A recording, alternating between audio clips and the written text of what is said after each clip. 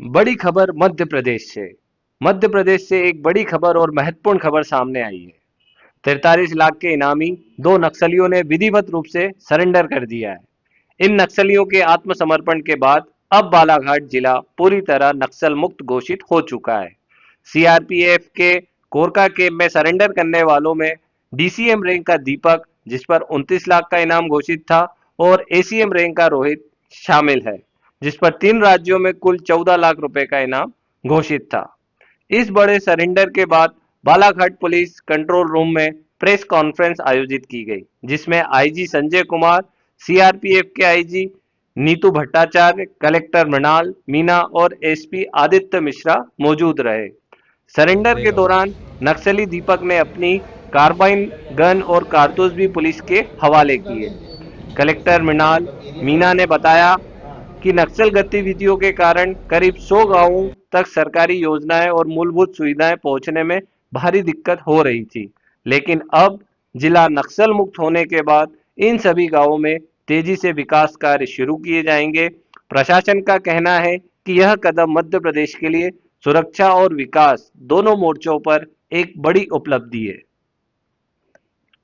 पहले भी बहुत बार डिस्कशन हुआ है कि लोग क्यों नक्सल को ज्वाइन करते हैं। उसके बहुत सारे कारण होते हैं, लेकिन जो आइडियोलॉजी का कारण होता है वो बहुत ही कम लोगों का होता है। हाँ, बहुत ही कम लोगों का।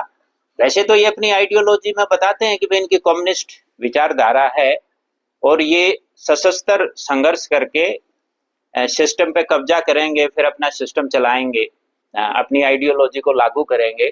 लेकिन वो तो आप जानते हो, हाँ, कि वो तो अब उसका तो कोई मतलब रहा नहीं।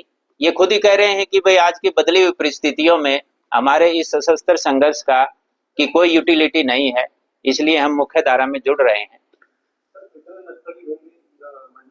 आखिरी जो नक्सली हम कहेंगे कि उन्होंने दीपक जिसने सरेंडर किया है, तो क्या जिला मुक्त हो गया? जो बात चल रही है कि सच में नक्सली खत्म हो गए, क्या सच में? नहीं, बिल्कुल। अपना एरिया जो है मध्य प्रदेश का एरिया है, वो नक्सलवाद से मुक्त हो गया है। अभी कोई भी नक्सलाइट अपने एरिया में नहीं बचा है मध्य कितना प्रदेश। चैलेंजिंग था सर ये काम? नहीं, बहुत नेचुरली जो माओवाद है, जिस तरह से वो उनका गुरिल्ला वारफेयर टैक्टिक्स है, जिस तरह से घात लगा के वो हमला करते हैं, तो नेचुरली ये बड़ा चैलेंजिंग था। लेकिन सभी सिक्योरिटी फोर्सेज ने एक स्ट्रेटजी बना के और इसका डट के मुकाबला किया और आज उस समस्या को समाप्त करना। कौन-कौन सी टीम इसमें काम कर रही है सर? सीआरपी? इसमें अपने जैसे होप है और सीआरपीएफ की कोबरा है, बाकी सीआरपीएफ की 3 बटालियन है, जिला बल है, सभी ने मिलजुल के काम किया है। सर, दीपक ने सरेंडर किया है, लगातार प्रयास किए जा रहे थे कि दीपक सरेंडर कर दे। आखिरकार उसने लास्ट में सरेंडर किया। सर, क्या वजह है? वो यही है कि जो सिक्योरिटी फोर्सेस का दबाव था, जैसे तीनों दलों ने सरेंडर किया है, वो आप जानते हो कि पिछले 42 डेज में 42 नक्सलाइट ने सरेंडर किया। तो जिस तरह से हमारे अभियान चल रहे थे, सुरक्षा बलों का जितना प्रेशर था, जितने एक्सचेंज ऑफ फायर हुए थे, आप देखोगे एक पैटर्न बना। एक्सचेंज ऑफ फायर हुआ, नक्सली सामान वामान छोड़ के भगे, कुछ नक्सलियों को गोली लगी और फिर उसके 2-3 दिन के बाद ही सरेंडर कर दिया गया। दीपक ने क्या-क्या सामान लेकर सरेंडर किया? नहीं, उनके पास कार्बाइन है, कार्बाइन वेपन है, राउंड है, और भी बहुत सारी चीजें हैं। क्या कुछ आशंका सर इसके बाद नक्सलियों के कितने सामान कहीं डंप वो मिल पाएंगे? हाँ ना, बिल्कुल। हमें अभी भी जैसे मैंने बताया, कल ही हमने 6 वेपन और बहुत और दूसरी चीजें बरामद की थी और ये सिलसिला जारी रहेगा। जैसे जैसे पूछताछ आगे बढ़ेगी तो जैसे डंप का पता लगेगा, अभी और बहुत सारी चीजें बरामद होंगी। कितना इनाम था? इन दोनों पे 43 लाख का था, दीपक पे 29 लाख था और उनके रोहित के ऊपर 40 लाख। बालाघाट में टोटल कितने नक्सलियों ने सरेंडर किया?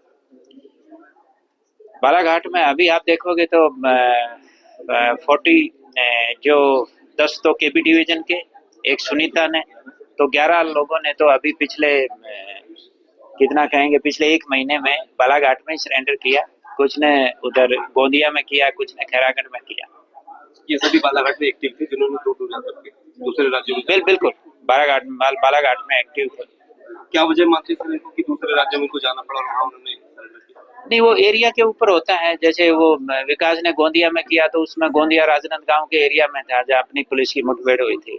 रामदेव भी खैरागढ़ बॉर्डर के आसपास ही था, लेकिन मुठभेड़ अपनी हुई, फिर उन्होंने खैरागढ़ में जाके सरेंडर किया प्रेशर में, केबी वाले अपने इधर ही आए। सर ऐसा कहा जा रहा था कि जब उनको यहाँ से खदेड़ा गया तब जाकर उन्होंने वहाँ सरेंडर किया। नहीं बिल्कुल, ये तो बिल्कुल पैटर्न है, आप लोग देख सकते हो।